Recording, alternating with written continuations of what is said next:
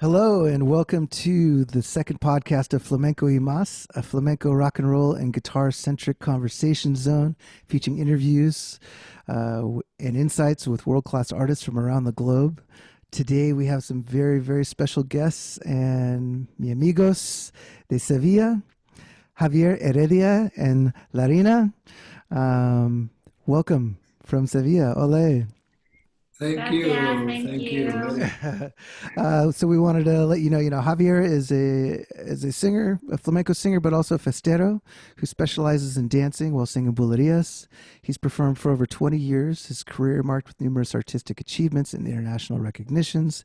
He's appeared several times in Sevilla's prestigious Flamenco Bienal, in line with such artists as Manuel Molina, El Extremeño, Juana La del Pipa, among others. He's also performed with notable artists such as Jose de la Tomasa, Pansequito, Nespacan, Miguel Elfuni, Concha Vargas, Juan Villar, Carmen Ledesma, Angelita Vargas, and Aurora Vargas. Most notably, he's appeared in various theater productions of the legendary dancer Manuela Carrasco, including the Biennale, and he toured across Europe with her flamenco company from 2004 to 2005. In 2010, he was selected as a member of Flamenco de Morón and toured Spain, Morocco, and Switzerland with the group for 4 years. And in 2011, he released an album with Flamenco de Morón called Puro y Vivo. Javier has also been invited to perform in several internationally recognized festivals and teaches his art around the globe with his wife Rhina, who is also joining us, an accomplished flamenco dancer and instructor in her own right. Rhina will be translating on the spot for us today for all the non-Spanish speaking folks out there. We thought it would be a unique opportunity for you all to peek into this part of the flamenco world. And para mis amigos en España, disculpen, pero queremos presentar en inglés para mi gente aquí también. Claro. Bueno, so how you guys doing? We're fine. Muy bien, Estamos Eric, muy estamos muy bien. You still Dentro de lo que se ha acontecido, pero estamos bien de salud y We're very contento. healthy and we're happy, so we can't complain. Ole, that's most important.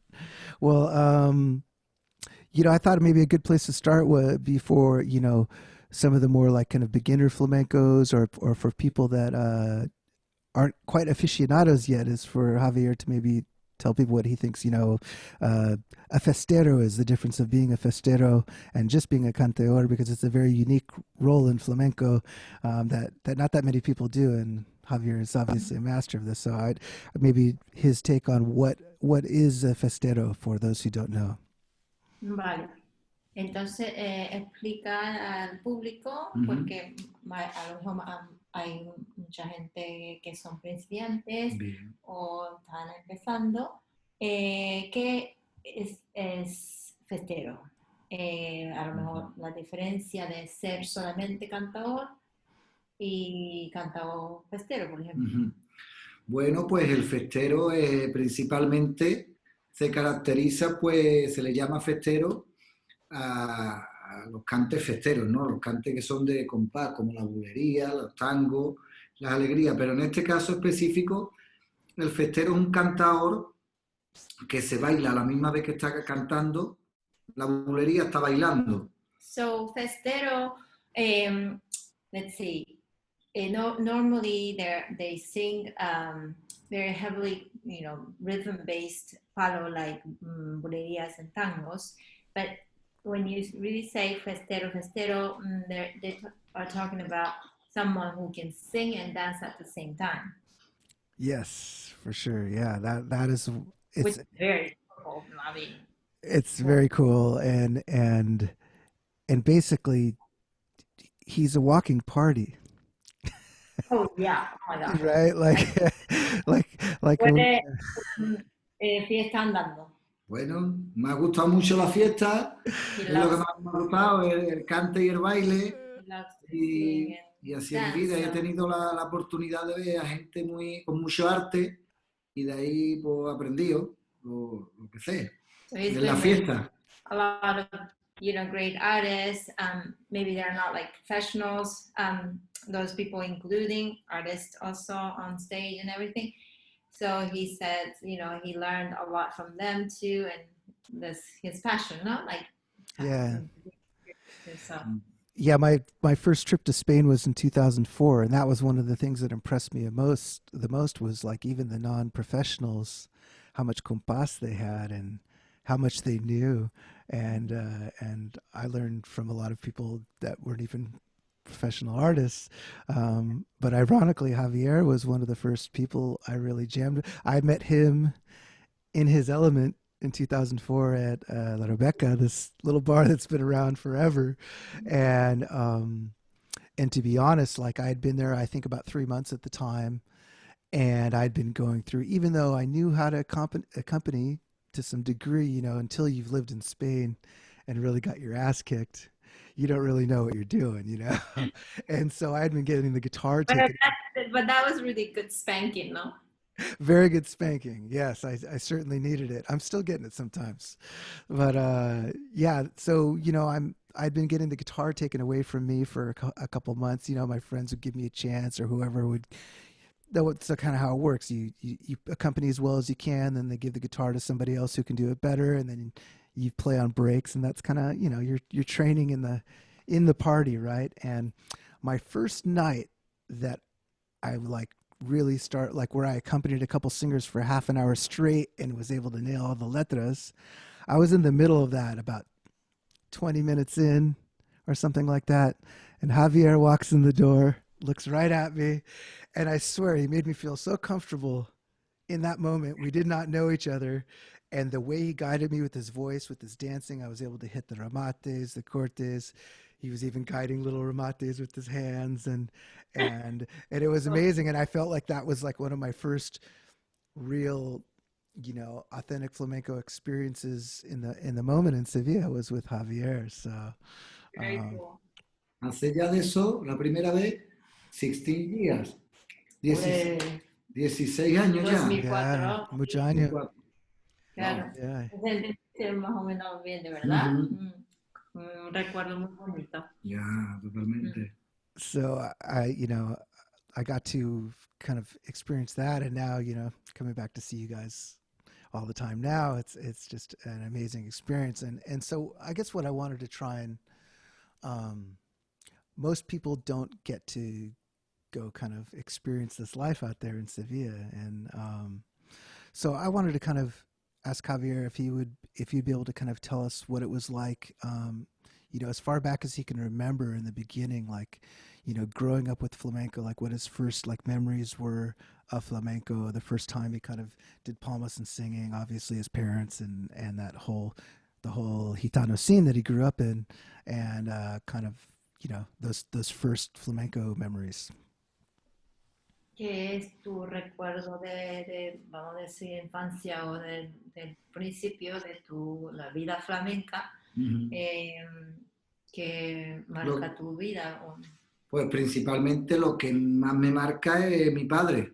Mi padre, primeramente porque mi padre siempre está cantando, siempre estaba escuchando flamenco.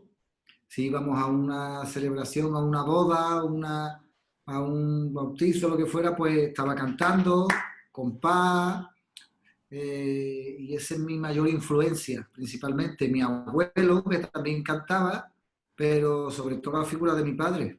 Es lo que más influyó, y claro, era todo el día en casa flamenco, en el coche escuchando flamenco, la figura de Camarón de la Isla, que en esos tiempos, en los años 80, era increíble, ¿no? Increíble.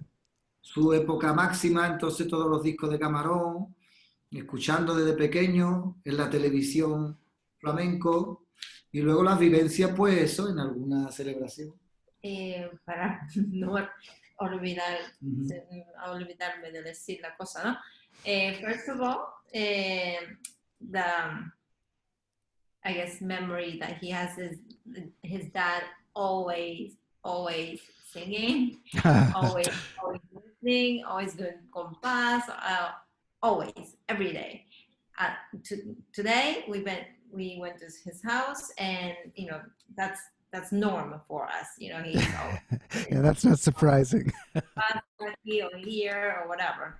So that's how he he was born into that house, and then he grew up in that house. And his grandfather also sang, and also, you know, in the 90s, he was born in 1980s, and that time was like the total Camarón, you know, storm. So everybody was listening to Camarón, and his father also liked Camarón. So he also grew up listening to Camarón, no?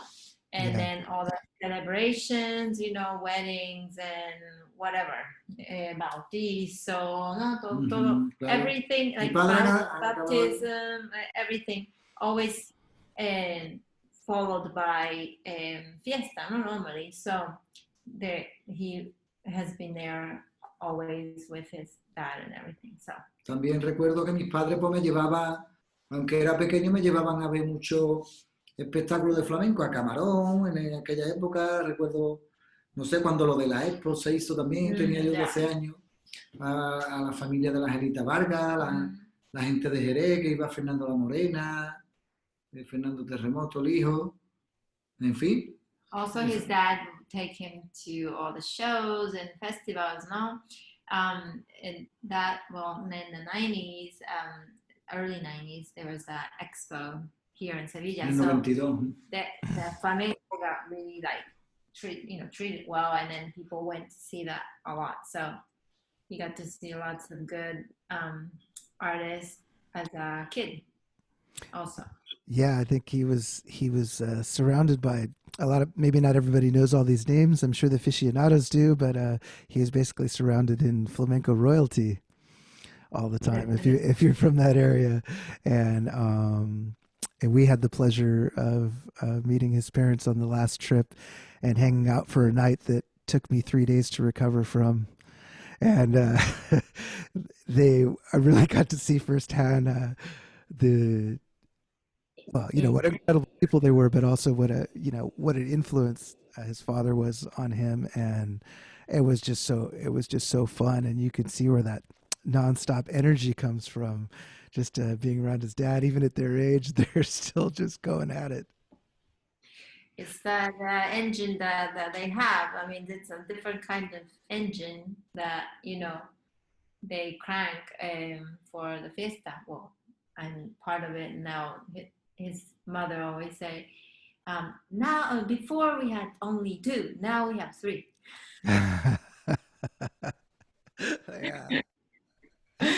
Yeah. Probably. Totally. Yeah, there's no escape for her now. I saw her try to get out of it, and there was no hope. No, and you were like pausing the 20 minutes walk to be like 2-hour walk, just like so. Yeah, I couldn't resist. Yeah, and since there's probably eventually, this podcast, I imagine is going to attract a lot of guitar players. One of our goals is not just flamenco, but rock and roll, some of my other background, and for guitar geeks. And I think that one thing for the up and coming flamenco players that maybe aren't aficionados yet to know is that you may be surprised that flamenco doesn't really need guitar. And although it's amazing to be able to accompany singers and dancers, and when you get that chance to do it, it can be awesome. But you can get to a point where, like when that night's a perfect example, where we were out and I even had a guitar with me, but it just wasn't necessary most of the time doing palmas, singing, dancing. You just, the compás is enough. Mm-hmm. Le estaba diciendo a Eric que este podcast es no solo para los flamencos, pero también la gente que toca la guitarra de rock, ¿sabes? Otro tipo de música, ¿no? Eso. Bueno, estaba diciendo, en fin, en flamenco hay momentos que no hace falta tener la guitarra siempre, ¿no? Porque puede ser la fiesta con nudillo y con palma, totalmente. Como esa noche que estuvimos juntos la última vez. Totalmente. No hace falta. Si hay una guitarrita buena. Pero sí, exacto. Pero si no, soniquete, o como antes, por ejemplo, antiguamente, en España, estaba la cosa muy mal económicamente, Entonces no tenía nadie guitarra, no había ni para comer, no había ni guitarra, muy poca. Entonces los gitanos, ¿cómo hacían la fiesta? Pues en el bar, con el compás, o las palmas y cantando. So way back when, you know, people had problem eating. They had very little to eat, and you know nobody could afford guitar. So you know, gitanos, gypsies, they usually just sang and danced. You know, with this is called nudillo, by the way.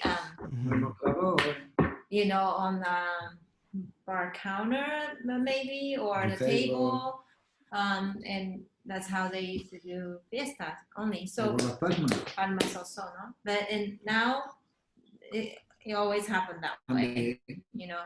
But like he said, having guitar is wonderful because you know if you have a good guitar, I mean, it gets the ambience going, and you know it's very very nice. Always. Yeah, it definitely completes it. Like I think, you know, having all the 3 elements or the 4 elements if with palmas too. But just I think before, like if you haven't really spent time in Spain, you don't realize, you know, how much you can enjoy flamenco without playing guitar if you're a guitarist, you know. And I found myself the last few trips, you know, forgetting about it actually in the moment, you know, whereas like my first couple trips, I'd be like, oh, I wish I had my guitar with me. You know, now I'm just in the moment and I kind of forget. And then if I have it with me, great, and I get the chance, cool. But you know, right? No, because it's really good because sometimes people forget that you learn so much being like you know still and absorbing everything. You know, if you're a guitarist, you learn so much from watching and then listening too, right? Like you know, if you're dancers, you don't need the shoes to really enjoy and dance real flamenco, the natural flamenco that we love, you know. So yeah, it's good to leave things behind and you know just like diving into that moment so that you get that. Yeah, I think if you're not born into it, like Javier, you know, where it's part of who you are from the beginning.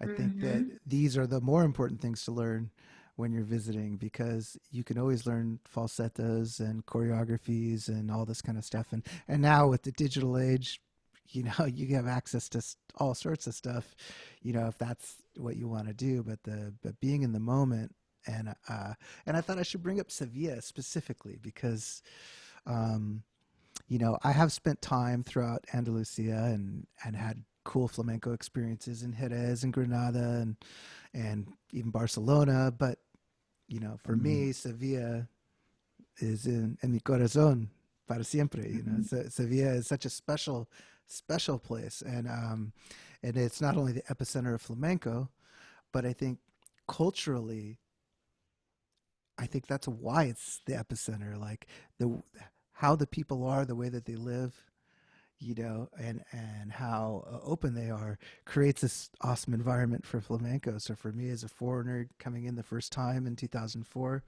I had an opportunity to learn from all sorts of people and meeting Javier. I should give a shout out to Jacobo and Fernando Chiringuito, and Chico Acaña, Alvaro, Maria Jose, Alberto, you know, all my friends there that like these folks welcomed us in, and that's way more than well, and my maestro, of course, Martin del Abuelo, you know, who really took me under his wing, and without these people, like it wouldn't be the same thing because it's just. I think just taking lessons is not the full flamenco experience, you know, and Sevilla gives this really unique opportunity, I think, to meet people if you're open to it. And even if your Spanish sucks like mine, it used to be worse, but. Bueno, estás hablando como Sevilla, tú sí, más o menos, bien, ¿no? de todos los amigos del chiringuito, de cómo Sevilla es muy especial eso para es él. como un centro cultural y acepta muy bien los Sí, extranjeros y integra, ¿no? Muy bien, ¿no? Entonces, estaba diciendo que tenía muy buenas oportunidades de aprender y eso es muy bonito eso. bonito. Sí, muy Beautiful. bien, muy bien, muy bien. And the food, the wine and beer. Of course. Yeah. Fruit comes Eso first. es lo mejor, Eric. That's Eso es lo like mejor. the best thing there is. Tapita, Tapita, cervecita, cervecita, y luego Tortilla de camarón. beer, and wine, and what else? What else? Tortilla de camarón, chipirones, Claro. Bueno, qué bueno. adobo, Ole, ole. mucho todo, cosa. todo Yeah, bueno. it's just it's a beautiful place. I can't wait till all this shit is over with and we can get back out there again. See you guys. Yeah. We're here waiting, so well, today precisely today we went into phase 2. So Awesome. this confinement, and so now we don't have like Horario. certain hours that we can Sure. go out. We can go out definitely anytime we want to. Only thing is that we have like the bars and the restaurants and some stores that's Hay limitaciones. like running with a capacity of like 50 or Yeah. 30% or something like that. So, Yeah, I was imagining like how it would be like in the summer if it didn't start to open up by then. It's 120 degrees. Oh my God. it's already like that. Is it 100 already- now. Is it 100 Sí, now? sí, Wow. 38, Yeah. 39, Hace mucha 40 calor, hace mucho Wow. calor ya. centígrados, ¿no? Imagina con las mascarillas todo el mundo. Y mascarilla, Oh my the God. mask Yeah. obligatory. So, bueno, they say no, but if you have like the distance, social distance, if we can keep the social distance, we are supposed to be able to go out. But then now we're like if you go out without the mask, you're the minority now. So people look at you like, ¿dónde está tu mascarilla? Oye, ¿te acuerdas, Antonio, Sí, sí, de verdad. de... ¿Y tu mascarilla? Sí. Ujú. Ujú. Que llevarlo, pero bueno, poquito a poco. Sí. Vamos para adelante. Poquito a Well, poco. well, I wanted to ask Rhina just because you have such a unique story, right? Like, how did you were born in Japan, right? Yes. Where in Japan were you born? Yokohama. Yokohama. It's a port city right by Tokyo. And then you moved to the U.S. when you were how old? 18. 18. Okay, Yeah. wow. 17, 18. Okay, so later than I thought. Many moons ago. So how did you go from living in Japan to living in the States to becoming a flamenca to coming to Sevilla and be in the Gitano scene and totally, I mean, how crazy is that? Because I'm a nomad too. Just kidding. No. So basically, to the US, I was an exchange student and I lived there like more than Japan, more than here. So that's like my second home, or I feel like my first home because it was my life, no? Sure. And so I mean, quickly I went to high school, I went to college, everything, and I started to work. And I looked for something to do as far as dancing goes, and I met my flamenco and I fell in love. It was like, everybody says, and I got bit by the bug, and it was like a bug that's like the elephant size, I guess, because in the end, it took me, that passion or whatever you call it, brought me here. So what happened was I used to just go back and forth, just summertime I was always here. And then 8 years ago, I made home here. So. Wow.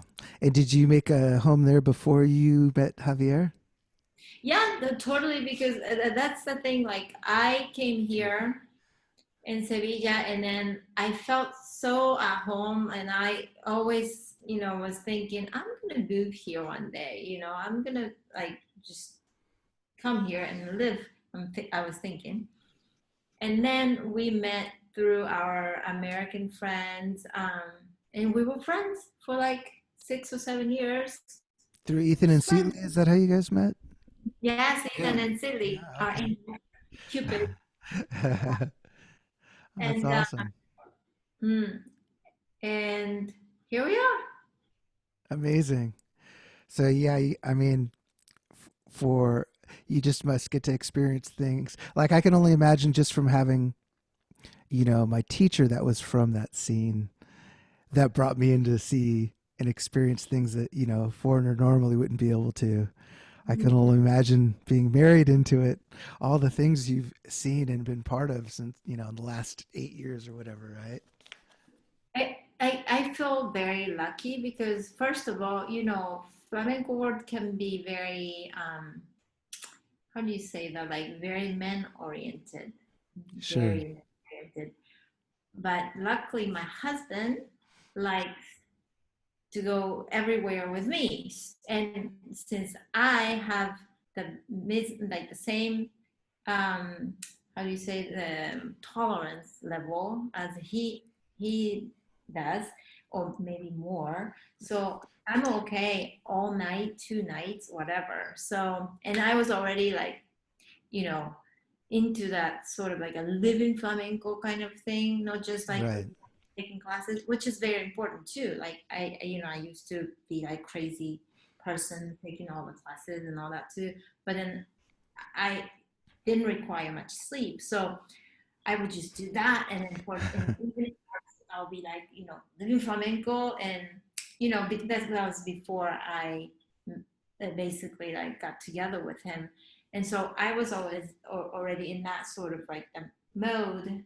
But then with him, you can imagine I got to go see everything, and all the fiestas, great ones, all the celebrations, and you know, I consider myself very lucky because first of all, being a woman, being a foreigner, being a woman, it's kind of like double. Yeah, eh, yeah, sure.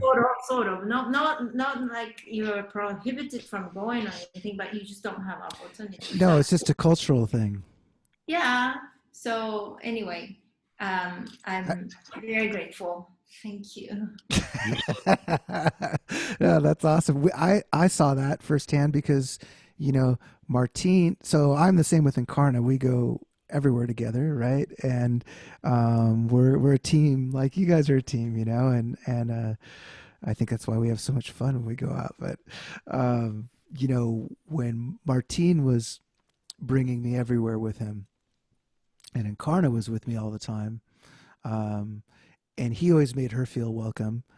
But the fact was, when we go to Tres Mil or Montoncillo in the middle of the night, I mean, it was just dudes mostly. And she was the only woman, and no one ever made her feel unwelcome. It was just it's just kind of the way it is.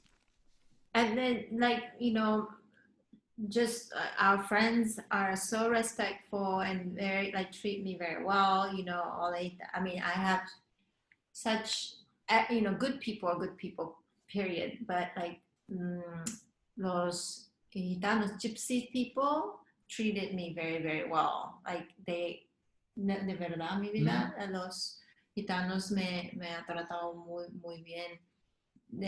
Pero las personas buenas, punto. They all Hmm. treat me very well. But like people who have this like idea of like maybe like they don't accept or something. But in my case, thanks to him, they all treated me super well. So Yeah, I've seen it. And you guys got an amazing gang of people over there, and your family and extended family, and los flamencos ahí son increíbles, ¿no? Muy buena gente y abiertos. Sorry, I'm starting to go in Spanish. Good people. sí, Pienso good que sí, en people. general sí. En todos lados hay de todo. Right. Malo, bueno, Yeah. listo, menos listo. Pero en general el ambiente que nosotros nos movemos, nos conocemos ya todos hace muchos años y principalmente lo que tiene que existir en todo, ¿no? En el flamenco, en la música rock, el respeto. Habiendo respeto, todo va bien. Siempre puede pasar cualquier tontería o discusión, pero en todos los ambientes, pero Nosotros nos paramos en un ambiente que todo es más o menos Ah, respetuoso y lo que nos gusta cantar y bailar y Claro. tomar una cervecita, una copita, entonces también a los sitios que se debe de ir, ¿no? Sitios a tomar una copa agradable. Mm, Antes cuando más joven pues iba a otros sitios más crazy. crazy, pero vamos, tampoco nunca Crazy. tan Too crazy. crazy. Generally, like he was saying that, the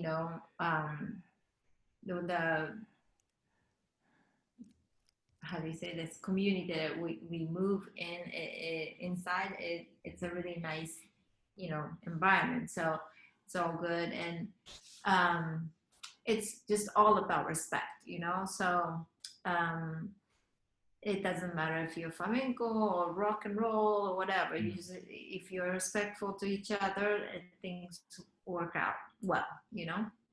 Yeah, I felt that right away. Like, I think it's perhaps easier being a couple too, because I would think being single in that scene might not be as easy. Not that people would necessarily be mean to you, but I felt right away amongst the Gitanos there that everyone was very respectful, that Encarna was my wife or that I was her Yeah. husband, and people are very respectful of marriages there and couples, and I think that might help too. Ujú, ujú. Eric estaba diciendo que son muy respetuosos. Ujú. Una vez se enteró que eran pareja, a lo mejor Claro. yendo como pareja, eh, la trataban muy bien y con mucho respeto y todo eso, En ¿no? ese tipo de ambiente se caracteriza por eso, ¿no? Como eh, nunca ha sido habitualmente normal que la mujer esté en fiesta flamenca, ¿no? Así por la noche, ¿no? Pero en caso de que estáis, sabe que pareja hay mucho respeto. Claro. El pueblo gitano es muy respetuoso con las Sí. mujeres de los amigos, de conocidos, de familia, muy respetuoso, igual que con los mayores. So Es una Gypsy cosa, community is very respectful to like ladies and your friends or family or whatever, and then also to the older generations. They have Yes. like a lot of respect to vamos, them. creo que es normal en el ser humano, debería de ser así, ¿no? Hey, it's just normal, just being human, and not just like one race or another. So Yeah, it's one of the things I love so much about the gypsy culture and community is you feel the openness, of the heart kind of. It's hard to describe, but in some cultures people can be judgmental in a very superficial way. And I feel like in Gitano culture, it's more judgmental of like soul to soul, kind of seeing through your eyes or heart to heart. And if you feel good vibes between people, it's very, very open and it's very honest. The kind of the vibe. en su opinión Hmm. él tenía muy buena conexión, ¿no? Con la comunidad gitana. Eh, Hombre, porque todo, más, conociéndote como te conozco, toda la persona que llegue con humildad y con respeto es bien recibido. right? Like people Pero, with a good respect and like modesty, anywhere you go, you are gonna be received well, pero creo que debe ser lo mismo en Japón, en Alemania o en Australia. right? Hmm. In general, we all should be like that Right. anywhere we go, Japan Sure. or Yeah. Germany or Australia. Why not? Yeah, That's for beautiful. sure. Totally separate from flamenco should be like that. But especially, it's kind of yeah, you have to be humble if you're into flamenco at all. It's just so big, you Oh my know. God. The- It's just so big, like how could you not, like, I only every year that I learn more, it only increases my awareness of how little I know. I feel the same.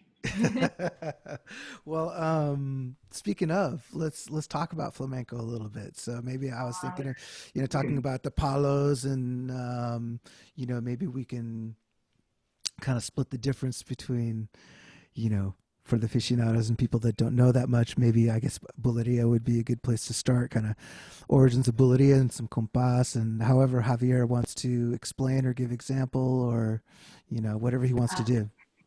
Hablamos de bulería, si quieren hablar de el origen o compás o lo que tú quieras. Bueno, pues según tengo entendido, la bulería se origina ese cante del final de la soleá, ¿no? Hacían un rematito de la soleá, como se hace más o menos actualmente. It got developed from as an ending of the soleá. Que supongo yo que sería eso, ¿no? Lo de... He will suppose that's perhaps the good theory. Y el campo no tiene, ella ve que te quiero, pero vela chino, pero no, pero algo parecido a eso sería lo que se hace actual. Y ya ahí se formó la bulería. Something like that, maybe it was the beginning, and then from there he formed the bulería. Eso tengo yo entendido. That's how he understood. He's understanding. Y proviene de Jerez, según tengo entendido también, de lo que he escuchado y he leído, proviene de Jerez. He has heard and read that it's from Jerez. Y ya pues se creó el cante poquito a poco, se fue creando ese cante y en mi opinión, pues uno de los cantes más difíciles que hay, y dicho por grandes maestros, ¿no? Grandes cantadores como Antonio Mairena o Terremoto de Jerez decían eso, que es un cante muy difícil porque tiene la improvisación esa del compás. Exacto. So, bulería is known as the most difficult cante there is in flamenco, and he also agreed with that idea because Antonio Mairena or Terremoto also, you know, said that, you know, that bulería is very difficult to sing. So Camarón también lo decía. Camarón also said that too. Y siempre me ha gustado el ritmo, ¿no? Lo escuchaba en mi padre y por ejemplo, en los discos, ¿no? De pequeño, de Camarón y de lo que escuchaba mi padre, de Fernanda y eso. Y el ritmo, pues, me apasiona, ¿no? Me gusta mucho el ritmo de la bulería y cante muy... Sobre todo el ritmo. He just was always attracted to and very passionate about rhythm. So when he was growing up and listening to his father or any recording, especially Camarón, he would just be like so, you know, emotional, you know, about it. And recuerdo una cosa que estaba, eso sería en el año 85, 86, yo no me acuerdo. Un disco de Camarón que era, yo no me acuerdo cómo era, que lo hizo el disco el padre de la Noemi, de la mujer del Grevier.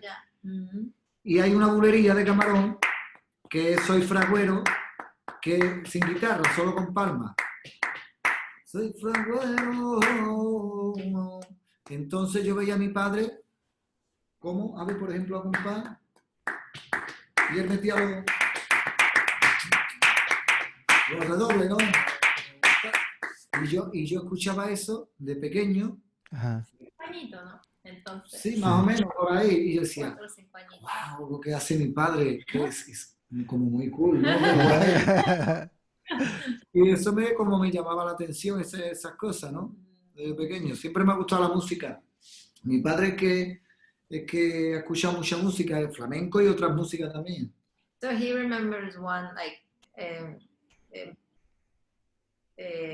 anecdote, I guess, of when he was like 4 or 5 years old. Te lo dice Camarón, te lo dice Camarón. Listening to 87, Camarón, te lo dice Camarón, the disc, his father would do compás en contratiempo, something, you know, a little bit complicated, and he would be like, wow, my dad is just so awesome, you know. He would be like so fascinated by that or something. And y ahí la bulería, lo que yo opino, pues, que es un cante que, por ejemplo, lo que yo hago, ¿no? De festero, de cantar y bailar, pues una cosa que está improvisada, que tú no sabes lo que vas a hacer. Es totalmente improvisado con la guitarra, con las palmas, y tú tienes tus letras más o menos, tus bailes, tus patas por bulería, tus desplantes, pero tú vas improvisando sobre la marcha. Entonces esa es la dificultad, no hay una coreografía montada ni nada, entonces eso es lo que... So bulería, he's known as far as being festero goes, he's very much like expert of dancing and singing bulería, no? And in that, basically, you have to improvise. Well, you just want to improvise everything. So there's no such thing as choreography. Perhaps you have your, cante, singing, letra, lyrics that you always sing or you have in your body and head, and some patadita or little movements or gestures, but you never know what he never knows what he's gonna do in that moment. It's just always just inspiration based, thing. So no te sale con una falseta o tú se la pides o I don't know. So yeah, because guitarists can do falseta or he can like ask for it or whatever, and so it's always like this creative exchange. Una comunicación. Exactly, communication. Incluso en el show con el público también. Claro, it's the same thing. So that, as fiesta, but once he's on the stage, same thing happened. All improvised, and you get like vibe from the other like guitarists or the palmeros or whatever, and then you also inspire yourself singing and dancing, and that's how things get like cooked until. Yeah, it's the magic of flamenco that I think makes people feel it in a different way than just executing something that's awesome, which is like technically rhythm wise and melody wise and the steps or whatever you're doing. If you look at all those from an analytical point of view, it's still really cool. But what makes the magic is the fact that it's happening in the moment. La magia de eso es como está improvisado, entonces está ocurriendo lo que sea en ese momento. Se está creando en ese momento, claro. Está creando en ese momento. A lo mejor otra cosa es más técnicamente bonito o lo que sea, correcto, pero no es el mismo, no claro, transmite como de otra cosa. Eso es la dificultad que tiene y la grandeza también. O puede salir normal o mal, pero como salga algo bien, es muy bueno, porque está improvisado. That's the difficulty, and that's the greatness about this art, right? It's because it can be like, today wasn't my day or whatever, but then it can be something just out of this world pasar, ¿no? Too, A mí me ha pasado incluso, por ejemplo, de ver algunos vídeos y de ponerme yo a hacer eso bailando y digo, yo no puedo hacer eso, no, y además no era una cosa difícil ni nada, pero en el momento de inspiración estaba cogido así y dice, mira qué arte, ¿no? Momentitos de inspiración o de magia, como tú dices, ¿no? So he watches, que ni uno se da cuenta. Exactly, like he watches his videos sometimes, right? Like, his performance or something. Sure. He goes, how did I do that? Like, he doesn't know how to recreate that moment because it just happened in that moment, And también te puede pasar la misma pregunta, pero Paloma dice, ¿cómo he hecho yo esto? also, at the same time, like that can also happen, right? Pero bueno. He can be like, how did I do that? That bad or whatever. I mean, ya con los años, pues, lleva unos añitos más o menos profesional y entonces, pues, por lo menos correcto, ¿no? Correcto, en compás y para que la gente se quede por lo menos correcto, contento. Sí, hombre, y luego ya, pues, a lo mejor un día de inspiración, pues, te puede salir el arte. Sí. Pues, he was saying... at least I think I'm doing correctly, and like anyway. good to be modest, chaval. Yes, yes, he's doing Well, fine. sometimes maybe, you know, like the arte, the art can seep through, which I think no, because Te tiene que motivar. eso, exactly. Y la comunicación, yo me inspiro mucho en la motivated. comunicación del público, con Ajá. los compañeros, con la guitarra, con el público. Yeah, he Una vez que gets pasa así, motivated by the reaction of the audiences, you know, also like the musicians in the hombre, eso es back, fundamental. like guitarists and the palmeros, Yeah. with their jaleos or with the way that Si no hay soniquete, no se puede. groove, you know, he gets inspired, but then also this communication between the audience and he.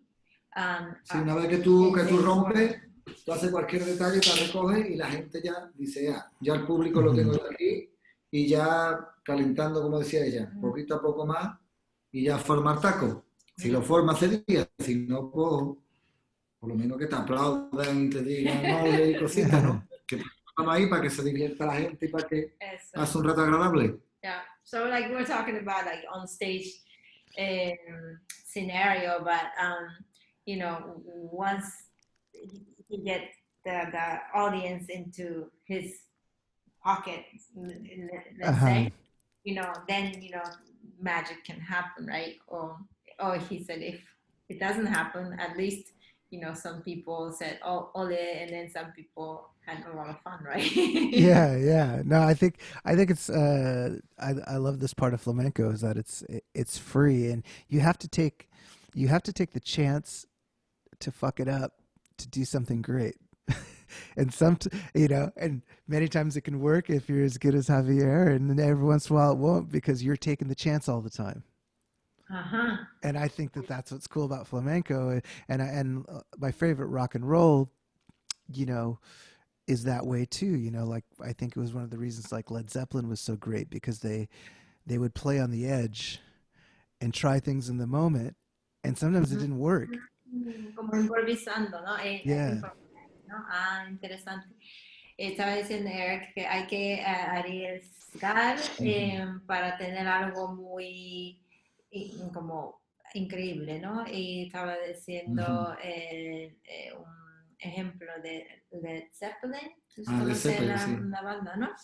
Ellos hacían alguna cosa y algunas veces salía como increíblemente y algunas veces como un disparate, como sí. claro. Pues no, pero es como un riesgo, esa es la genialidad. Right, that's a risk, but then that's the genio. Pero un riesgo con conocimiento, y nunca lo loco. Responsabilidad, exactly. So that's the important part, right? That risk or that we take is with the responsibility and a knowledge, you know.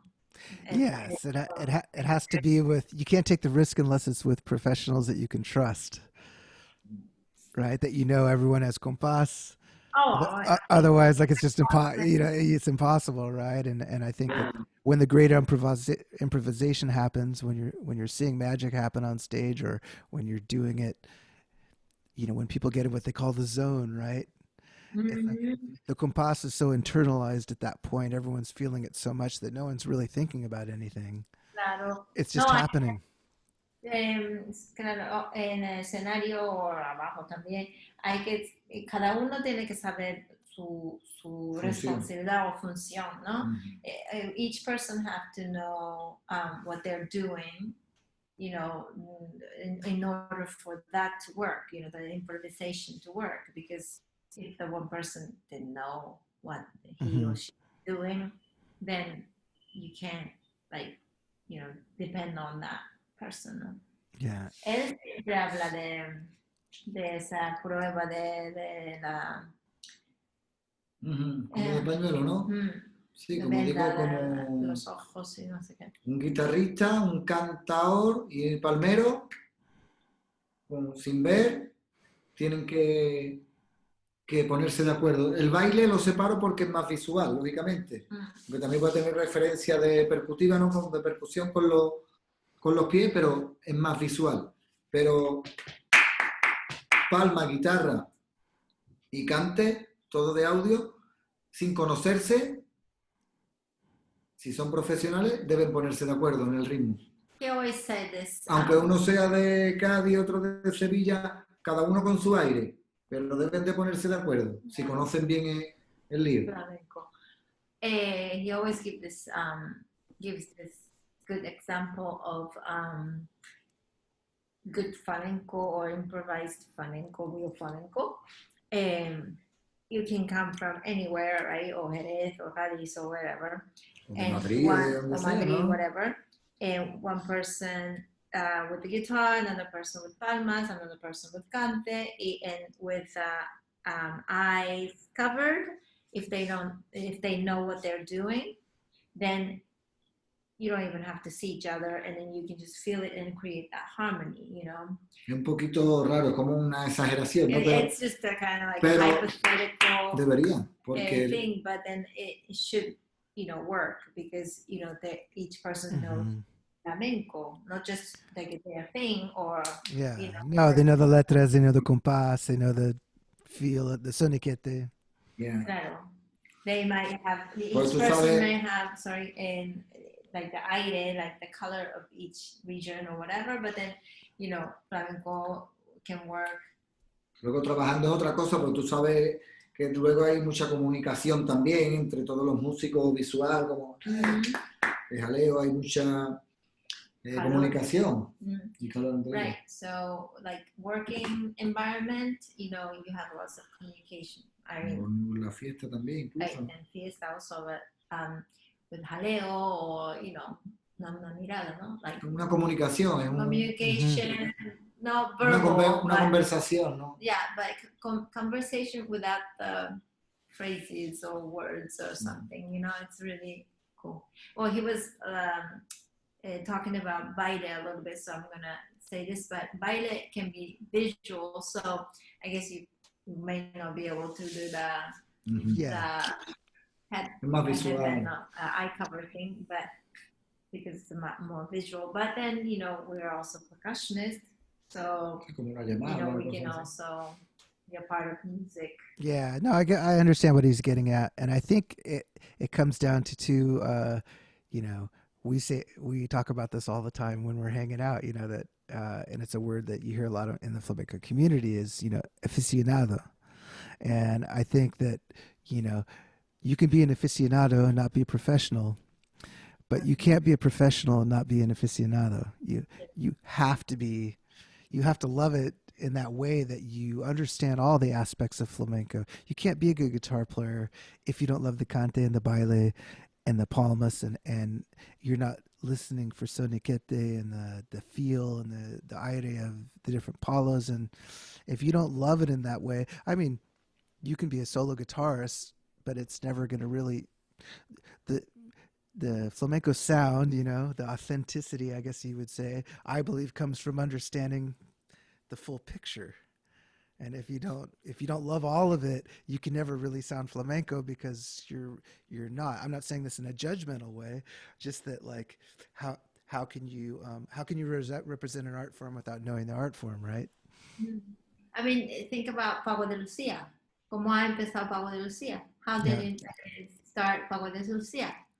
Tocando a los cantadores. Claro, acompañando, claro. Es que, y lo que referente a lo que estaba hablando él, creo, date cuenta que en el flamenco ser aficionado, buen aficionado, es un halago, no es un desprestigio, porque puede ser como aficionado es no profesional, pero en el flamenco los profesionales unos a otros pueden decir que buen aficionado es, como que conocen muy bien la materia, ¿no? Lo que es el flamenco. Sí. Es como un halago. Como cumplido. Un cumplido, un halago. So, just like you're saying, you can be aficionado and not professional, and then professional amongst professionals. If you're like good aficionado and somebody says, oh, for example, he's a great aficionado, inside of like a professional community, it's like a compliment, Yeah. It's not a privilege. It's a it's a great It's an acknowledgement. people, Aunque you también know? se puede decir, ese hombre es cantador aficionado, como no professional. No, También se right, dice. right. Well, that's just a word phrasing difference, you know. Like some people, I guess, use it as like a aficionado, como a little bit saying, como he's not a professional, he's aficionado, you know. Yeah. They say it like that, but then it, let's say in our world, meaning people who really, really, really, really love flamenco, Yeah. you know, and normally a lot of, you know, good cantadores and good professionals are aficionados also, Aficionado, claro. right? So in this world, when somebody said, she's a great, Muy buen like aficionado. muy buen aficionado, or he's a great aficionado, ¿Cómo it's conoces? like, it's like you got the badge, you know, like a golden badge. That's cool. Mhm. Well, you know, I thought one thing I wanted to ask, I know we've talked about it just a little bit, but I wanted to poke Javier a little bit more about it. Was this Moron connection? Because Javier is Ah, from Sevilla and he, you know, became so immersed in this Moron scene with Funi and obviously touring and making records, but you know, now it seems to me that it's become a part of him. And I think that people sometimes, you know, really differentiate the regions because they do have their specific sound and style and stuff. But I think sometimes people underestimate the influences they have on each other. I hear constantly Jerez influence in Sevilla and Sevilla influence in Jerez. And I think Javier has this interesting combination of obviously being born into it in Sevilla, but being in this immersed in Moron for so long. And so maybe my question would be, how did you get involved with Moron?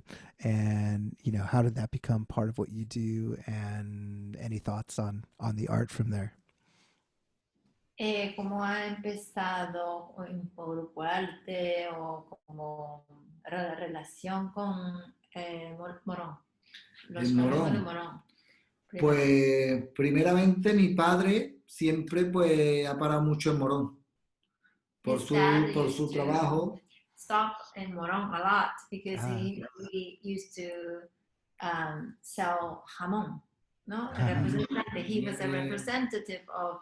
Y tenía esa ruta de los pueblos, ¿no? Entonces íbamos mucho a Morón y tenía allí, porque un socio de también era de Morón. Entonces, pues allí se juntaba con Dieguito de Morón, con Paco del Gastón, con Andorrano, con los Joselero, a Diego también lo conoció, a Diego estaba entonces Anzolini del Puerto, estaba allí viviendo una temporada en Morón. Pero claro, yo estaba en mi casa aquí en el colegio, en Sevilla. So he was, this is when he was little, so he was here in Sevilla. Yo he ido alguna vez a Morón de chico, pero no me acuerdo ahora de ninguna fiesta, a lo mejor estaba, no lo recuerdo, la verdad. Perdón, his dad would, you know, go to Morón for his work, you know, it was one of his stop and his routes, and also one of the associates of his work was from Morón. So he knew all the people, all the names that he mentioned right now, great flamenco artists. He knew everybody, and I know he used to party, like fiesta with them a lot, everything. And he was just saying, like, I don't know, I don't remember. Maybe I did go to fiesta with him, but I don't remember. He doesn't remember what we ate yesterday, so I'm just kidding. So, I'm sure he did go, but pero entonces, ya después de muchachos, hacíamos muchas fiestas y muchas venía Manolito Flores de Morón, Manuel Flores, que era un componente del grupo de Son de la Frontera, con Pepe Torres, Paco Amparo, Moy estaba también, ¿no? Galli algunas veces también, pero Moy, Raúl. Entonces hacíamos muchas fiestas. Entonces ahí ya nos juntábamos todos, porque venía la Samara, la hija de Manuela Carrasco, mi compadre Luis Peña, iba yo, iba Manuel Flores, Paco de Amparo, Agustín de Morón, mucha gente joven, que éramos jóvenes, tendríamos, yo no sé, 20 y tantos años, más o menos, 20 y tantos, algunos 30, y a mí me acogieron muy bien en Morón, de primera hora. los gitanos y los flamencos de allí me acogieron muy bien, muy bien. Manolito Flores, Agustín, Paco de Amparo, Pepe Torres, no sé, el Luis, el hijo de Andorrano, todo. Y son, no sé, encajé muy bien ahí. Cariñoso.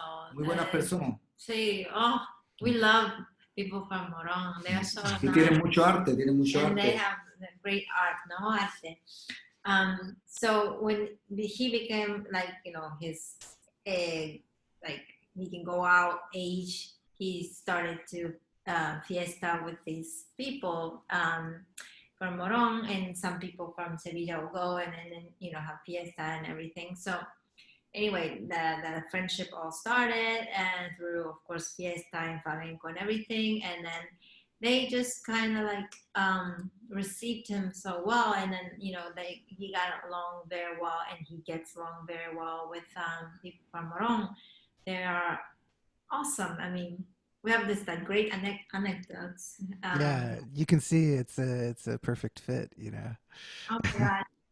Me he quedado en casa de todos, de Agustín, de Manuel Flores, de Paco de Amparo, He de stayed. la Teresita He también. stayed with everybody, everybody's house, you know. Y los Like, que no me quedaban, me han ofrecido la casa, el Luis, de Andorrano. de Andorrano, todo el Yeah. mundo. Muy buenas personas. So everybody's so nice. And one day we went to bautizo, ¿te acuerdas? Sí, del niño de Luis. Nos pegamos 3 días allí en Morón. We went to baptism one night, and then we were in fiesta all night, and then next day we got kidnapped and went to another fiesta all night, and then next day we were like, if we don't go now and catch this bus, we're gonna get kidnapped one more time for that. So let's go. Y da la casualidad que yo también las primeras fiestas que empecé trabajando la hice con Juan del Gastó, que él ya vivía aquí en Sevilla, pero él es de Morón, sobrino de Diego del Gastó. Do you know him, Eric? Juan? Juan del Gastó. Yeah, we've met a few times. Yeah, over the years. He's actually come out to Seattle a couple times. Oh, cool. Okay. Yeah, and but I saw him a little bit in Seattle. I saw him more in Sevilla when 2004 and 2006. He was kind of hanging out in the scene there. Really nice guy. Mm-hmm. Yeah. He's nephew of Diego del Gastó. So he's from Morón, but he's been living in Sevilla for a long time. Mm-hmm. And you know, he's Paco's brother, Paco del Gastó. Yeah. So anyway, he started, you know, his fiesta, working fiesta, like as an artist, with Juan, Tito Juan. We call him Tito Juan. Sí, tenía 18, 20 años de esa edad, y empezábamos ya a trabajar en las ferias, fiestas privadas, cosas que le salían a él, de peña y cosas así, y ahí fue como empezamos, prácticamente. So that's how he started, you know, doing fiesta o feria, private fiesta, and luego ya íbamos a la feria de Morón con Angelote Camacho. Exactly, feria de Morón also, and so yeah, his professional career kind of started with Juan. That also, so that's that's cool. With Morón, and all the Morón people, you know, are like primo. Sí, muy buena gente. También me cuenta, Pepe me cuenta que yo no me acordaba de eso, que nos conocimos en la carbonería una vez. Pepe Torres, Pepe Torres, or our good friend. He remembers, and he doesn't remember. Pepe remembers that, you know, they got to know each other in la carbonería here in Sevilla. Yeah. Porque mucha gente que Izan también lo conocí la carbonería con David Serva. Parábamos mucho en la carbonería. That era, you know, they used to talk about 17, 18, esa edad. Back in the day, carbonería was amazing. Had everything. It was and then there was the shows, and there was the shows after the shows, and then the huerga after that, and they had the two rooms. It was awesome. really cool. It was beautiful, muy bonito, muy buen ambiente. Sí. Yeah, that's another frustrating part of Sevilla. You know, when you come back to visit every year, is like right when you get the scene kind of figured out and know where to go, and you come back and everything's changed. You know, Yeah. it's always revolving, and I mean, of course, it's great to have friends like you guys, and then we can always figure out what's going on and have the walking party with us with Javier. But you know what I mean? Like there's so many beautiful places that have come and gone. Like where just I awesome know. stuff happen, and it seems like that's just the way of flamenco.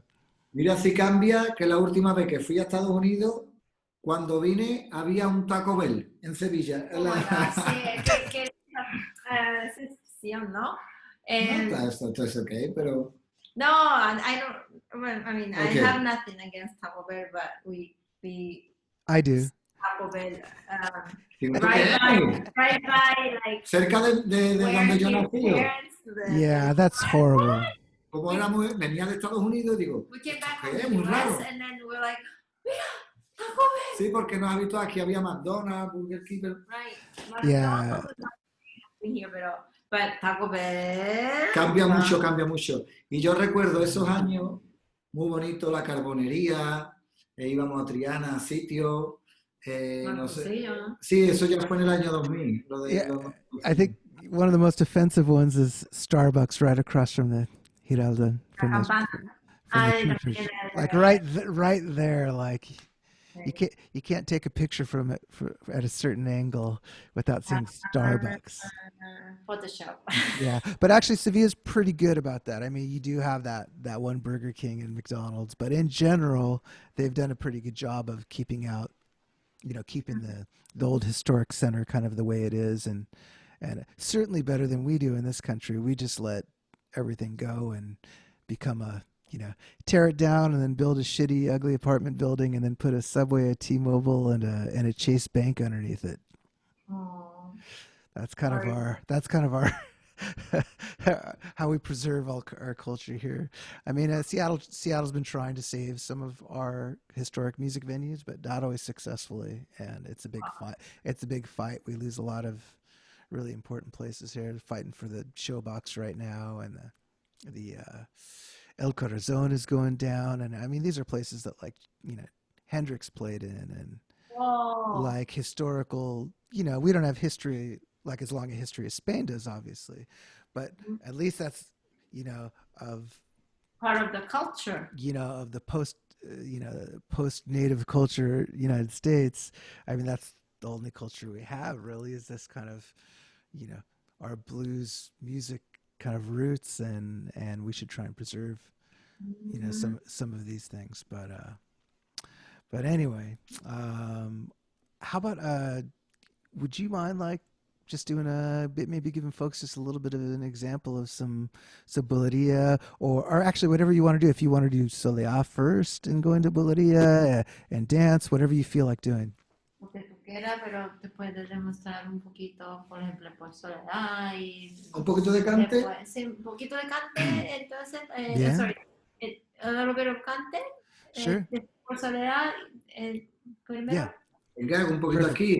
A ver cómo me coge, porque no canto mucho últimamente, Eric. Un poquito de esta ahí, ¿no? Largame, Dios no es tener que me va a ir a primo un deber.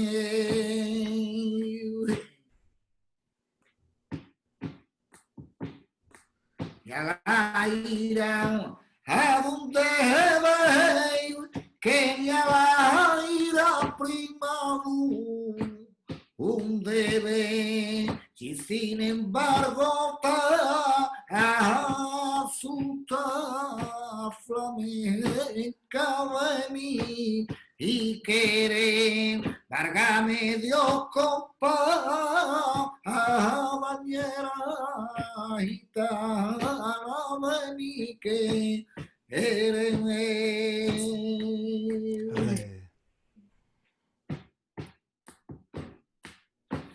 Vente conmigo ya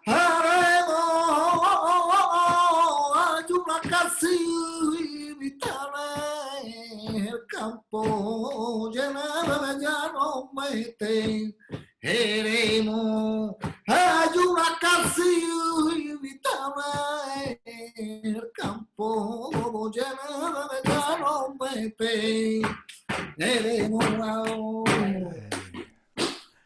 Ole, ole. Estamos desentrenados, Eric. Hay un festival, picha mía. He said.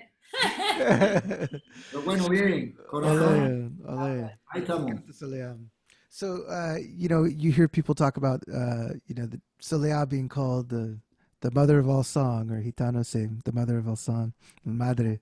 And so, maybe if you could say something about, Soleá being one of these pillars, which, and you can correct me if I'm wrong, I feel that the kind of main pillars, the very bottoms before it branches out to Bulería and other things, you've got the Soleá and the Siguiría and the Fandangos that branches out into everything, and then you've got kind of tangos and the 4/4 type stuff. And so Soleá is obviously one of these most important pillars of flamenco, and if you have anything to say about that. ¿Tiene alguna cosa que añadir? Está muy bien Sobre explicado, eso. es lo que has dicho, Eric. La madre del cante es un pilar fundamental, ¿no? Junto con las tonás y todos los cantes de martinete y eso, y los tangos, pues de ahí salen ya después muchas ramas, ¿no? La seguirilla es un cante también muy importante, ¿no? Pero Zona, seguirilla, martinete, seguirilla. hay toda la misma rama, ¿no? Yeah, I guess that's kind of what I meant too, is to say Martinete, Siguiría. Obviously, Sí. Martinete is first, but Los cantes típicamente gitanos, ¿no? Como tú estabas diciendo, ¿no? Y cantes que pues de mucho sentimiento y que ha habido muy buenos cantadores que han cantado por ahí, ¿no? Desde Manuel Torres para acá, que hay grabaciones. From Manuel Torres on, we have, recording, right? So there are so many good cantadores sang and sing Soleá, ¿no? Soleá y Cegrilla también, como Also el cante sing- de Soleá, pues, como ha cantado, por ejemplo, Tomás Pavón, ¿no? O Juan Talega, o Perrate, Manolito María, muchos también, ¿no? La Soleá también, la Soleá de Cai también, del puerto. Ha habido muy buenos cantadores. would he say that it's fundamental to be able to really know or sing Soleá well, to be able to sing all the palos that come from it, like Bulería? Like, it seems that since that's the root of all these other palos, that you would have to understand Soleá first, right? Yo diría que como entender y cantar bien Soleá es fundamental para cantar otra cosa como bulería y Yo creo que el que cante flamenco debe de conocer un poquito la amplitud del flamenco de todo. Por supuesto la soleá, porque como tú decías, un cante madre, ¿no? Un cante fundamental, un pilar fundamental. So I think, and he said, I think being flamenco, you should know about, good range of things, But of course, yes, being a mother of the cante, you should, definitely study Soleá too. Hay que ser, como decíamos, como hablábamos antes, hay que ser aficionado. We should Conocer. be Yeah. aficionado. ¿No? Porque, claro, a algunos le irán mejor unos cantes, a otros mejor otros, pero por lo menos conocer un poquito la variedad del flamenco, que es muy rica, ¿no? Muy bonita. Some people may like to sing one thing or another, or they can execute well one thing and another person another palo, but then we should like capture the gamma of flamenco, no? Yeah, people become specialized in certain things later on, but usually they have that some sort of a base first, obviously, or aficionados to start with or whatever. Well, I was wondering if I could put you on the spot, Javier, and ask you to do what you do best, which is little por fiesta, little singing and dancing, and whatever you feel like. ¿Bailando también? Sí, vamos ya. Pues mira, me voy a poner así. Ole. Ya te voy a bailar como la chunga de Castro. A ver, ya. ¿Cómo está? ¿Bien? Bien, perfecto. Vamos ya. En el teatro de aquí, mira, hay que pisar, pero pisa, pero ahora un poquito de compás. Vamos ya. Cuidado.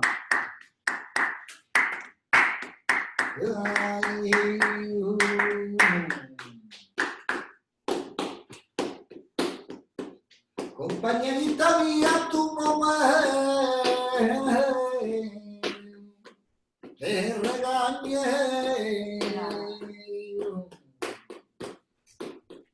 Compañera, no regañe, ya hago la ropita un lío y el campo no tiene llave.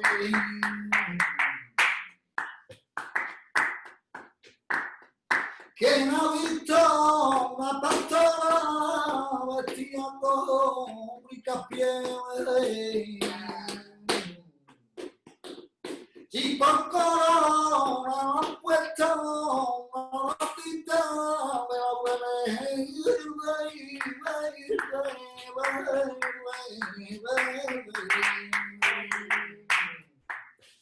conmigo ya haremos una casita en el campo, si ella no me tiene.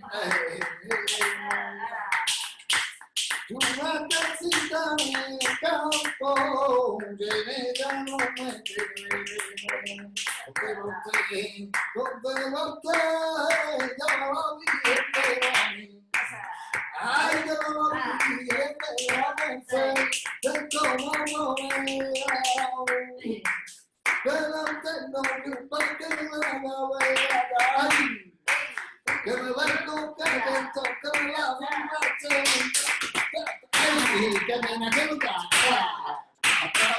Ole. Ole. Awesome. Pues así. Así está. También. A lo natural. Perdón. Rocking the house. Al ordenador se ha emocionado, Eric. The computers also got emotional. Yes, it's all. You guys are rocking the house over there. Sorry about that. So yeah, so we should probably bring up, since we're talking about all this, more serious flamenco stuff, that you guys teach, and you have this unique approach to teaching, in my opinion, that I think I think that you guys teach flamenco in a way, or teach the parts of flamenco that aren't normally taught, and I think it's especially great for people that aren't from Spain. That the fundamentals of the compás, the emphasis on the sound, the soniquete, how to follow the marcaje of the dancer, and for what kind of palmas you do, controlling the volume of your palmas, following the cante. All these things are, even like a lot of the great artists that teach in Spain, that's all a given. They'll show you the choreography or falsetas or letras, and they can slow it down for you a bit. But I think that you guys go into a kind of detail that is really cool. And maybe that comes from the combination of both of you together, teaching, because Javier can just express himself, and you can kind of say, well, this is what he's doing. This is how he's doing it and what he's doing. Would that be a good way of putting it? Pues, well, vamos a hablar de como un método de cómo enseñamos, ¿no? En clase. Okay. The thing is,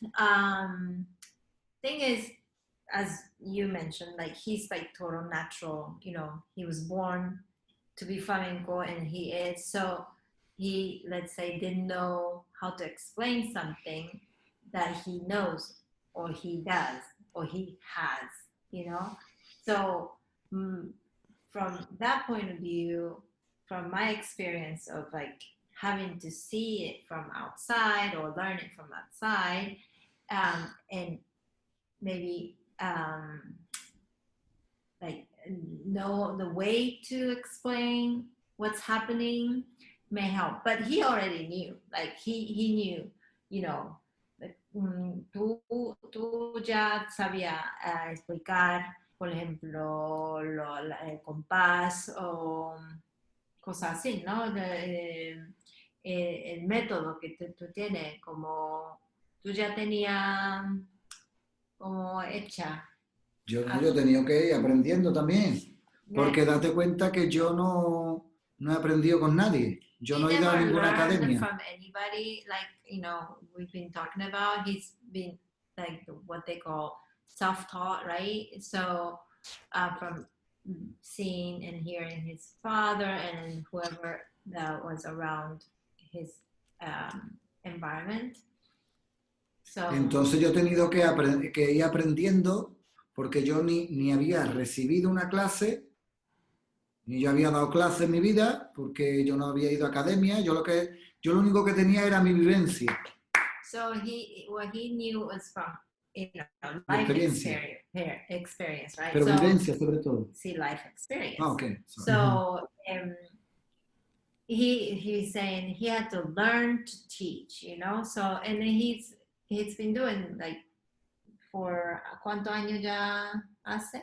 Pues por lo menos 9 años, y antes ya había dado clase en Estados Unidos, cuando fui con Ethan. Right. So, ¿cuántos años es?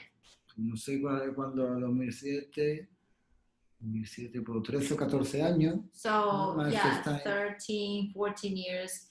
You know, he started with like teaching in the U.S. perhaps, and when he was going around the U.S., you know, touring with Ethan. Que tengo que decirlo que aprendió mucho de Ethan Margoli a eso en el método, porque explain, from watching how he explains things and stuff, or well, I don't know if desde de la vista de lo como estaba haciendo Ethan, or just from the experience of being out of the country and having to teach. De explicar cómo daba las clases, claro, porque yo el compás de bulería para mí es natural, está en mi cuerpo y yo canto y bailo, pero explicarlo es otra cosa. Right, so you know, compás and like singing and dancing is like totally natural to him. So to explain, you know, was like another thing, like difficult, no? Sure. Like that. So he learned, and he want to give credit to Ethan, our friend, because he saw the way he was explaining what he knew. But then, you know, it's like methodology, no? Yeah, I guess that's what I was getting at, was that I think that a lot of people that were in the position that he was, that it's good enough, because people want to study with you, and you know you have plenty to show them, and and everyone's happy. But I think what's unique about Javier and the way that you guys teach is that he did take that extra care to start to learn how to explain things, you know, because it's not that easy to find, and yeah, I know Ethan as well, and he was one of the guys my very first trip to Spain who schooled me too, you know, and I remember the first time I met him at that same bar at Rebecca, and he'd been playing for a couple hours back and forth for people, and his playing was so authentic and his Spanish was so good that I actually didn't know he was from the States, and we were speaking in Spanish for about 20 minutes, just talking about flamenco and different things. And then I asked him where he was from, and he said San Francisco, and I was like, wah! And I was just laughing. I literally had no idea, and he was very generous with his knowledge, and like you know, he was someone that helped kind of explain some things and show things that you can't know without being in it like that. And had a couple cool nights where one night he was we were at the Peña Macarena and he was playing for Funi, and it just went all night, and yeah, he's a good teacher and a good, well, amazing guitarist aficionado, and can sing. That's the thing. He really knows the art. He has lived here for a long time, and had this life experience here too. So that's good. That's why. See. But so anyway, he's very passionate about teaching, and he really believes in this fundamental thing that people should know and learn, because I think it's a lot of times things can become so superficial, and as we all know, superficial thing can't last, or that it doesn't have leg, So anyway, he really wants to help anyone to learn flamenco, and that's since we've been together. Well, before we got together, like as a friend, I was organizing his classes. Ella fue la que me animó a la clase. One day I saw him, he was doing this class with another person who was organizing for him, but then he had like one person, and I'm like, you're like good and you're like, you have like one person help you, like as a friend, Cogía 10 euros y me lo gastaba en la esquina. And he got paid like 10 euro, and then he he drinking beer or whatever. Pero bueno, agradecía también a esa persona que tuvo totally, la buena intención de acordarse de mí. She had a good intention of, create an opportunity, but then I felt bad for him, and I was like, I think I can gather some people. So anyway, that year I started to... Y recuerdo, y ella, eso hace 9 años ya, por lo menos. That's like 9 years ago. Or sí, en 2011, por ahí, bueno, por ahí. Y me acuerdo que ella me organizó una clase en el estudio de Toronto, creo. Right, so y había como 10 o 12 personas, chavales, sus amigas, ¿no? De baile, ¿no? Y vino mi primo Julio, que tú lo conoces. Ajá, ya. Dice, wow, no vea cómo tiene la clase, primo. Increíble. Ahora, muy guapa toda. Sí, tiene todo hair, guapa. I mean, it wasn't that difficult because, he's a really good, like, well-known artist. So, I just told people, like, oh, he's going to do classes. And, so we got, like, a good number of people. And his primo, that Eric knows, came to see us. And a couple more, I think. A couple more people showed up. And it just kind of became fiesta in the end. But anyway... so that was a really good memory that we have. Well, starting, of our classes at least. Sí,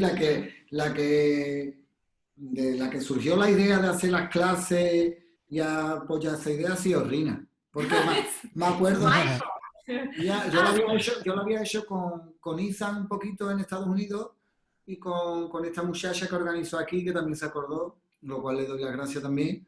Pero yo ya después estaba... ¿Quién era? Perdón. ¿Ethan el qué? Y la muchacha esta, Lorena. Vale. Lorena, sí. Lorena, ya la creo que se llama, que tenía un estudio también, que organizaba clases. Y ya después me acuerdo que después de ese verano que Rhina organizaba, me dejó encargado a otra muchacha en otro estudio y tenía unas cuantas de alumnas. Y ya venía yo para el corralón, daba mis clasecitas y poquito a poco, hace ya 9 o 10 años. Right. So, y ya me enrollé. That's how he started teaching. Y ahora me gusta mucho, y tenía que decir que cuando me decía cómo he aprendido y eso, yo he aprendido de los alumnos también, lo máximo. How to explain, how to help them y la pregunta que me hacen. Because, students also ask questions, and so, in order for him to help them, he comes up with the good ideas, and then, we try to help them. I come from, again, knowing the difficulty, knowing where people might have problems, you know, and so combined with his like the virtuoso, um, let's say in this case, boleria, cante and Hmm. baile, and you know my knowledge of how to learn, I think we really like help a lot of people. I You think know, so. I always say this, not because I'm his, you know, wife or anything, but it's just amazing, and the way he teaches and what he teaches, because nobody, I swear, I'm gonna talk about it like I'm like only one flamenco person, you know, and just like everybody else. I've I've taken lots of classes with lots of people, but nobody teaches like him, or what he teaches. Nobody teaches. So that's why I'm like very passionate about it, and then I really, you know, want people to take advantage of it because it's huge. Yeah, that's why I brought it up because it's one thing to be a great performer and be an aficionado and have a lot to give to the people, but it's a totally different thing being a good teacher. And not everybody's a good teacher that's or a great teacher that's a great artist. So I think you guys deserve respect for that too. And I think one of the maybe good things coming out of this whole COVID situation is that because we're all stuck on our screens, the world is even a little bit more open now. So now it seems like Sevilla is not so far away because really I can see you guys just as easy as I can see my family or whatever, right? So, so now people have access to you guys even more than ever as far as like being able to take online classes. So, why don't you let everyone know how they can connect with you guys, what kind of classes you got going on, and because you're definitely doing Zoom streaming stuff right now, so maybe let folks know what's up with that. Yeah, so we've been doing online classes since this whole pandemic thing started, and we have students from US, Japan, um, here too, and of course Sevilla, Spain, and well, no, we can do anything. People are doing compás, baile, and cante, and normally compass is always there, you know, because you just have to have it, you know, Sure. for to do anything. And so, and I myself, I try to help ladies with their braceos and everything, Postura, colocación. posture, placement of your body, you know, the weight Es shifting muy and so importante forth. como lo que But movimiento natural. exactly. Yeah, muy So importante. because our way of dancing and also um, teaching is we focus on natural everything. So you know, in, um, so the movements, you know, are not like exaggerated and mechanical. You know, it's natural, and so anyway, it comes from totally like his living experience, la vivencia. Sobre todo hacemos mucho hincapié en el ritmo, en el compás, Eric. And we focus on Fundamental. rhythm, compass, because it's fundamental, and it's the most difficult part in flamenco, you know. So Cante también. and the cante class is great because you know you can be cantador and a singer who want to do cante class, or you can be dancers and or guitarists to so that you have knowledge of cante for your baile or for your guitar. So fundamental. When once you know are on stage or fiesta or whatever, you can dance or play music. You know, it's totally like a fundamental thing that everybody has to know about, right? Like or have the knowledge of cante. So we have lots of bailadoras right now, the dancers who are taking cante classes. It's amazing. It's great. That's great. Yeah. So. And Awesome. And how do people get hold of you? So you can send me an email, messenger. Please get connected with us via Facebook or WhatsApp. You guys can, should I say my... Yeah, go ahead and say your handles or whatever you have. Should I write it on the paper? Because it's well, we'll put it on the YouTube link. You know, okay. We'll put it in the description. I'll put it on Facebook and all that kind of stuff. But good. Maybe if somebody's listening now, you know, you could just say a website they could go to or email or something like that. Right. You can find. I think the easiest thing is you can find us through Javier Heredia via Facebook, and then send a messenger message to Javier. Or my name is Rhina Motokawa. It's Rhina. It's difficult. MOTOHKAW Facebook, or same thing with gmail.com. So. And my Instagram is Javier Heredia Flamenco. Mine is La Rina Flamenco. Also Javier Heredia Flamenco, and mine is La Rina Flamenco. Ole. It's so good to see you guys, and I hope hope we can get across. I hope we got across to everyone here like the generosity of spirit in Sevilla that exists, and what a beautiful place it is to go to and learn flamenco, because people like you are there that are willing to show your art to everyone, and it's not as terrifying as you think it would be. You know, like if your first time to get out there, there's really good people there to learn from and hang out with, and so thank you guys for coming on and telling everybody about what you do. And there's tons more I'd like to talk about, as far as like obviously all the greats that Javier has worked with and concerts and all this kind of stuff. But we're gonna have you guys on again. We'll do something different next time. Perfecto. Yo contigo, lo que tú quieras, Eric. Siempre estamos a gusto. Sí, totalmente. Gloria bendita. Un abrazo grande, amigos. Te queremos. Encarna came in to say hi, but we were in the middle of something, so she left. But she sends her love. Okay, besito para los dos. Bueno, muchas gracias. A ti siempre. Okay, Flamenco y Más you can find out more at flamencoseattle.com. Thank you to our very special guests, Javier and Rhina. We'll see you all soon. Adiós, hasta luego. Adiós.